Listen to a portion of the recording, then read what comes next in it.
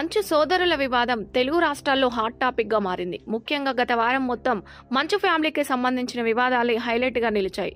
ముఖ్యంగా big boss house ను మించిన ట్విస్టులతో వీరి కుటుంబ వ్యవహారం రచ్చకెక్కింది. తాజాగా మంచు మోహన్ బాబు చిన్న కుమారుడు మంచు మనోజ్ తన భార్య మౌనిక రెడ్డితో కలిసి జనసేన పార్టీ కండువ కప్పుకొనున్నారు.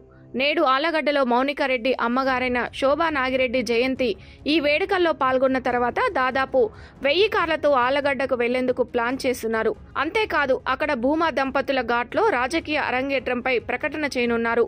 మొత్తంగా గత కొన్ని రోజులుగా ఆస్తి వివాదం నేపథ్యంలో రచ్చకెక్కిన మంచు మనోజ్ పవన్ కళ్యాణ్ కు చెందిన జనసేన పార్టీలోకి వెళ్లాలని కీలక నిర్ణయం తీసుకున్నట్టు తెలుస్తుంది.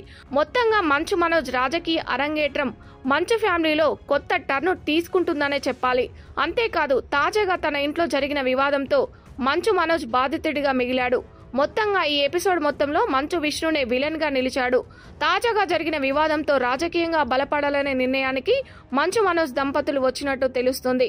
మరోవైపు మౌనిక వాళ్ళ అమ్మ శోభా నాగిరెడ్డి గతంలో టీడీపీ, ప్రజారాజ్యం, వైసీపీ పార్టీలో పనిచేశారు.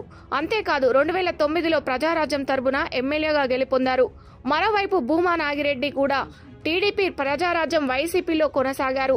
అప్పట్లో పలుమార్లు ఎమ్మెల్యేగా, నంద్యాల ఎంపీగా పనిచేసిన ట్రాక్ రికార్డు ఉంది. మొత్తంగా రాయలసీమలో మంచు పొలిటికల్ బ్యాక్గ్రౌండ్ ఉన్న ఫ్యామిలీ కావడంతో మంచు మనోజ్ తన భార్యతో కలిసి జనసేన పార్టీలో చేరుతుండటంతో రాయలసీమలో పొలిటికల్ ఈక్వేషన్స్ మారే అవకాశం ఉన్నదని సమాచారం. టీడీపీ తరపున రాజ్యసభ సభ్యుడిగా కొనసాగారు. ఆ తర్వాత ఆయన టీడీపీకి దూరంగా ఉన్నారు.